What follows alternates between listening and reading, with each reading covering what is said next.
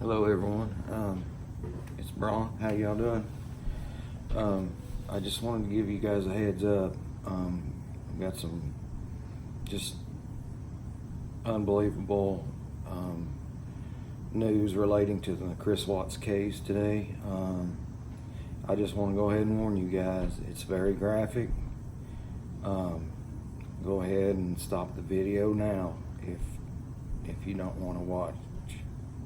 It is very graphic. It's the letter from Chris Watts to Shirley Cato, the lady that's writing his book. It's very graphic. It says Chris Watts confessed he murdered daughters Bella 4 and Celeste 3 twice. In a letter, Daily Mail TV is where I'm getting this article from. The letters and Cato's one-on-one conversations with Watts in prison form basis of her upcoming book, Letters from Christopher. Watts, 34, described smothering the little girls in their beds with a pillow on August 13th, 2018, before going back to bed with his pregnant wife, Shanann Watts. But shockingly, his daughters woke back up, bruised and traumatized after he had strangled Shanann to death in their bed in Frederick, Colorado. He then describes driving to the oil field where he methodically killed both of his daughters for the second and final time. The father admitted in his letter that he had been plotting the murders for some time so he could be with his mistress, Nicole Kessinger. He also confessed that he had slipped the potent painkiller oxycodone to his wife in the hope of inducing a miscarriage and make it easier to leave her. Watts will spend his life in prison after taking a plea deal and is currently being housed at Dodge Correctional Institution in Wisconsin. It only gets worse, folks. It's terrible. Family annihilator Chris Watts has made a chilling new confession that he murdered his daughters twice in a disturbing prison letter obtained exclusively by Daily Mail TV. Watts' letter below in its entirety lays out in grim detail how he attempted to smother his daughters Bella 4 and Celeste 3 before strangling his pregnant wife Shanann at their home in Frederick. A lot of this stuff is repeated, folks, so just please bear with me. But following the murder attempt, the girls woke up, bruised and traumatized. I couldn't imagine. Watts, 34, did not share the revelation during his multiple interviews with police and FBI agents following the murders in August 2018. August 2018. My apologies. The letter was sent to Shirley Cato, who struck up a correspondence with Watts after he was jailed. The letters and her one-on-one conversations with Watts in prison form the basis of her explosive new book, Letters from Christopher, that will be published on October 7th. In a letter, Watts writes, August 13th, morning of, I went to the girls' rooms first, before Shanann and I had our argument. I went to Bella's room, then Cece's room, and used a pillow from their bed to kill them. That's why the cause of death was ruled smothering. After I left Cece's room, I then climbed back in bed with Shanann, and our argument ensued. After Shanann had passed, Bella and Cece woke back up. I'm not sure how they woke back up, Watts says, but they did. Bella's eyes were bruised, and both girls looked like they had been through trauma. That made the act that much worse, knowing I went to their rooms first and knowing I still took their lives at the locations of the batteries. Good Lord. Watts also admits to concealing other facts from authorities that he would not talk about in phone calls from prison to prevent from being recorded. I don't like saying stuff like that over the phone because I'm never certain when they screen my calls, he wrote. He had previously claimed that it was a spontaneous outburst of rage that led him to kill his wife, who was 15 weeks pregnant with their son Nico, and his daughters, so that he could be with his mistress of 2 months, his co-worker, Nicole Kessinger. So after 2 months of a hot affair, he made the decision that his family was disposable. How in God's name can someone do this? However, he admitted in the letter that he began plotting the murders for some time. August 12th, when I finished putting the girls to bed, I walked away and said to myself, that's the last time I'm going to be tucking my babies in. I knew what was going to happen the day before, and I did nothing to stop it, he wrote. He also confessed that he had slipped the potent painkiller oxycodone to his wife in the hopes of inducing a miscarriage. I thought it would be easier to be with Nicole if Shanann wasn't pregnant, he wrote. Watts took a plea deal to avoid the death penalty after pleading guilty to the 4 murders. He will spend the rest of his life in prison and is currently being housed at Dodge Correctional Institution in Wisconsin. Watts, who had turned down dozens of interview requests and received hundreds of letters, appeared to respond to Cato's view that he could still make a difference in other people's lives and that his could be a story of redemption. But she did not sugarcoat the evil of what he had done. Let me just say, the crime was horrific, so I'm not writing you to tell you how wonderful you are or that I want to be pen pals, she wrote in her first letter in February. The 65-year-old grandmother from northern Illinois wrote 3 times before Watts replied. She subsequently visited him in prison 3 times, which each meeting lasting around 5 hours after he put her on his visitor list. Folks, I don't understand. I didn't realize that I guess maximum security inmates got 5-hour visitations. That just blows my mind. Since March, she has spoken with him about 3 times a week on the phone. Their most recent conversation took place last week. Dear God. How could a man do this to his family? After meeting in person, Watts decided to allow Cato to use his letters for her first book, Letters from Christopher, The Tragic Confessions of the Watts Family Murders. He agreed to the book in exchange for Cato's promise that she would publish his testimony of coming to God and the forgiveness he received. Through his letters, Watts also quashes any lingering doubt that Shanann was responsible for her daughter's murders, as he had falsely claimed to the police during his first interviews after the killings. Following the shocking letter about his daughter's ordeal, Cato said she was left with many questions, which Watts answered in later conversations. The 34-year-old described how he killed his wife in grisly detail and recalls how she looked moments before her death as he told her that he wanted a separation and no longer loved her.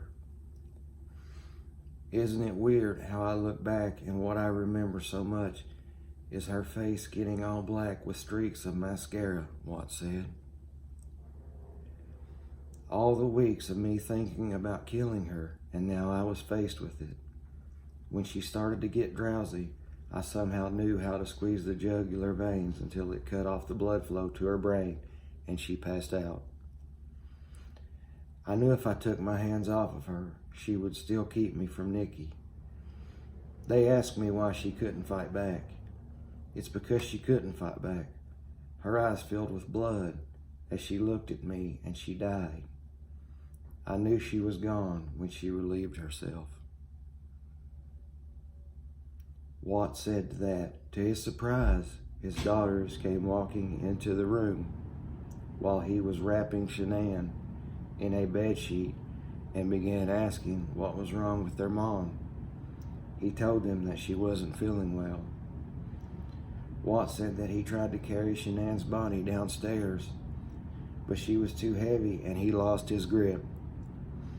He ended up dragging her down the steps and then bundled her in the back of his truck. Watts told Cadel, the girls were just kind of running around the house and watching me with scared looks on their faces. Bella started to cry, and when she did, Celeste started whimpering. What a nightmare this was. A nightmare he could have stopped.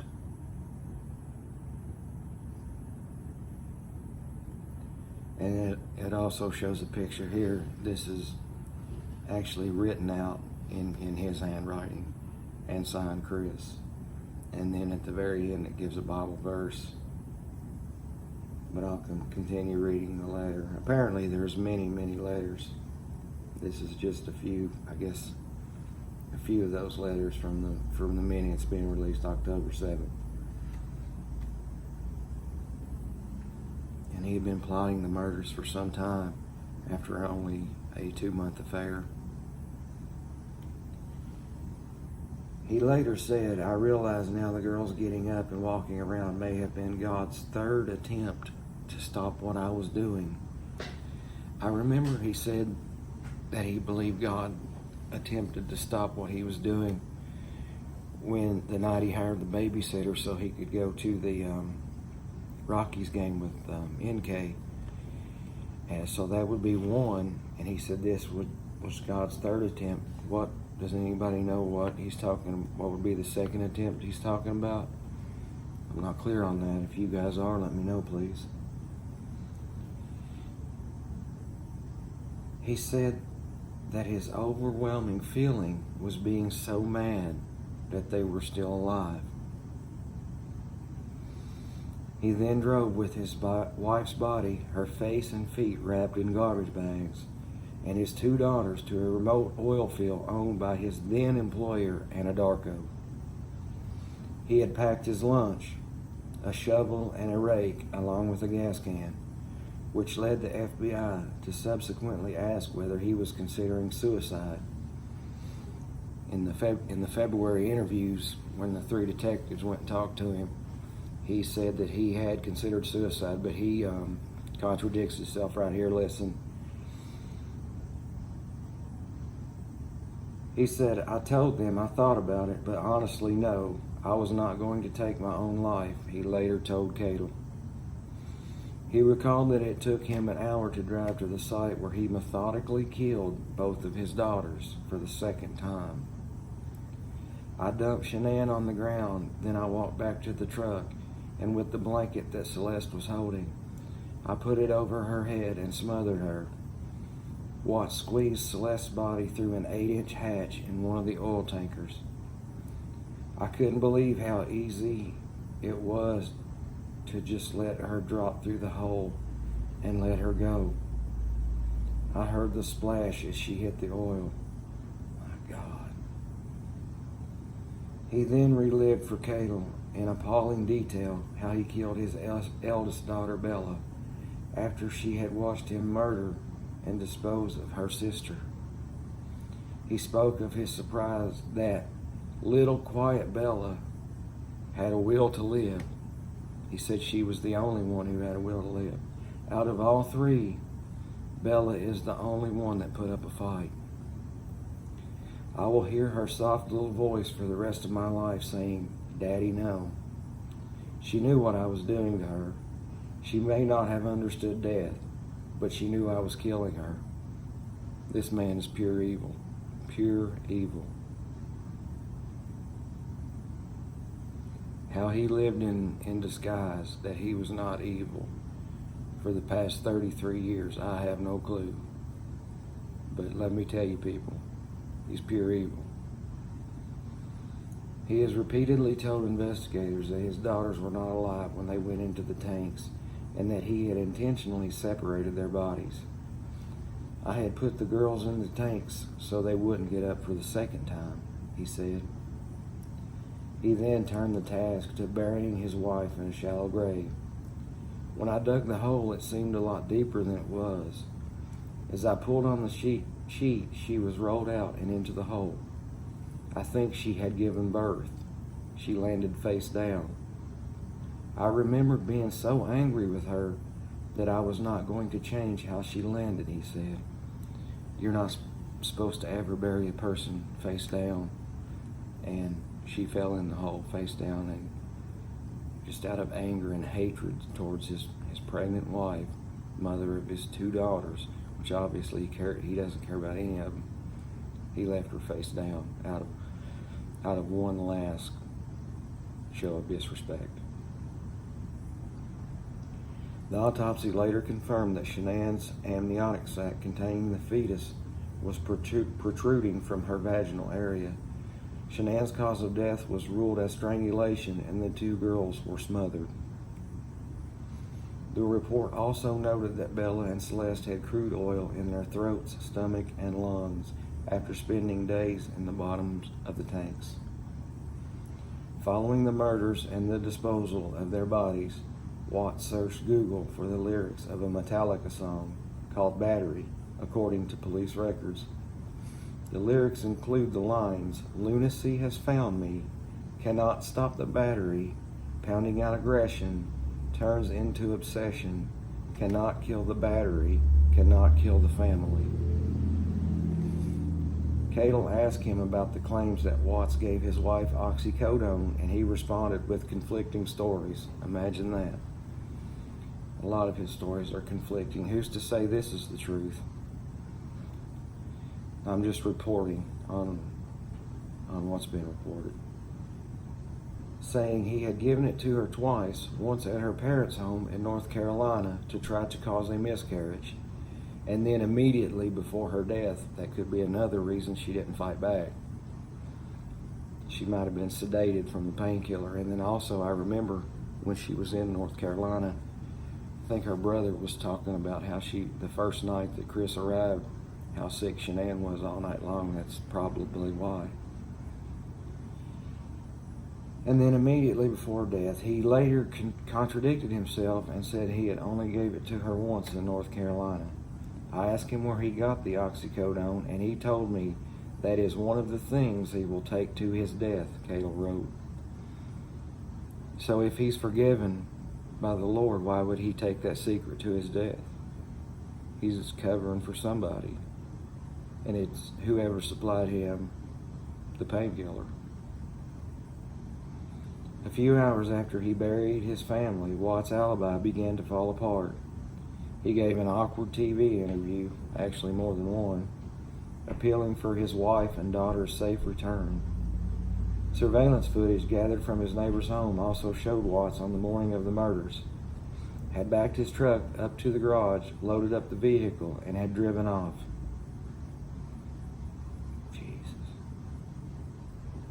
Watts had told police, friends, and family that Shanann had run off with their daughters while he was at work, but the surveillance tape revealed no one but Watts had left the house that day.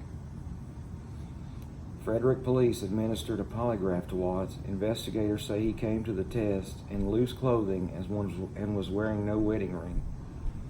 The polygraph test indicated Watts was lying, and the tester confronted Watts with the deception.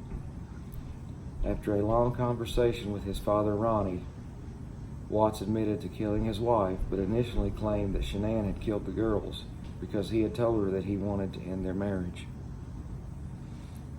Watts has claimed that he murdered his family so he could be free to be with Mistress Nicole Kessinger. Following the murders, Kessinger was reportedly placed in witness protection and is now living in a different state under a new identity. So Nicole Kessinger is in witness protection program under a different name in a different state. After Shanann and her daughters were killed, Kessinger contacted the police and spoke with them for nearly 2 hours on August 16th. Kessinger told investigators that she and Watts met at work and began talking outside of the office around late May 2018. A few weeks later, their relationship became sexual. She claimed that Watts had told her his marriage was over, and he did not mention his daughters or the fact that his wife was pregnant with their third child. You know, folks, I don't believe that, and the reason I don't believe that, she and this is in the discovery. You can look this information up. She searched Shanann Watts numerous times on Facebook, and Shanann posted her every minute of her life on Facebook. So anybody that and it was a public profile, so anybody could see it. So anybody that checked out Shanann's Facebook profile would have to know she's pregnant and has daughters. They would have to. She claimed that Watts had told her his marriage was over. Okay, I already read that, I'm sorry. It's not fair. This is what she said. It's not fair. It wasn't fair to me in the first place. It wasn't fair to her in the first place. It wasn't fair to any of us in the first place. You know, Kessinger told investigators referring to Watts' lies.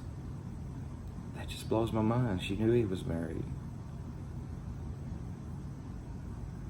And I'm not blaming her. I'm just saying it takes two to tango. Kessinger was adamant that she would never have pursued a relationship or even to agree to date Watts had she known he was still with his wife. I don't believe that. That's my personal opinion. I do not believe that. It's like, you know, I'm going to wake up every day and know that, like, this mom and her unborn child and these two little girls are not around anymore, and it breaks my heart. A tearful Kessinger said. She also worried about what would happen to her once she was revealed to be the other woman. My name is about to be slandered for probably a while. I don't know how long it's going to take to heal, but I would not be surprised if it's going to be hard to go out in public, sometimes for a couple years, she explained. Investigators examined the phone of Kessinger and found searches for sexual videos and positions and hours worth of searches for Shanann Watts. Hours worth of searches, wow. After the murders, police say Kessinger searched for can cops trace text messages and made multiple searches for Amber Frey. She was the mistress of convicted murderer Scott Peterson.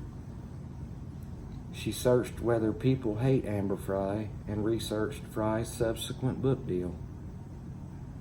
Kessinger told investigators she had deleted texts and photos from her phone that Watts had sent her. Kessinger said that she didn't believe the affair was the catalyst for the murders, but it may have accelerated the process. She told them that money is the biggest catalyst for this event happening.